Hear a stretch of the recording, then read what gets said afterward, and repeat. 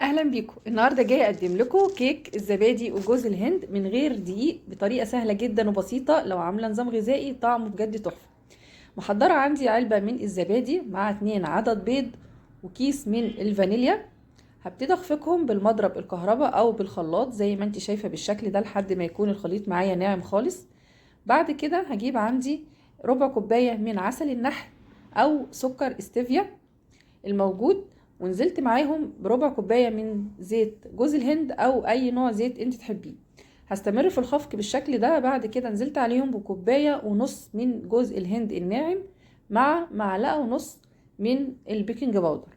هبتدي اخفقهم لحد ما كل المكونات تختلط مع بعضها بالشكل ده. بعد كده هجيب عندي قالب اكون مبطناه بورقه من الزبده، هنزل بخليط الكيك في القالب بالشكل دوت وهبتدي افرده. بعد كده هزينه بجوز الهند مع السوداني المجروش زي ما انت شايفه بالشكل ده. طريقته سهله خالص. هدخله الفرن، هياخد بالظبط نص ساعه على درجه حراره 180 درجه.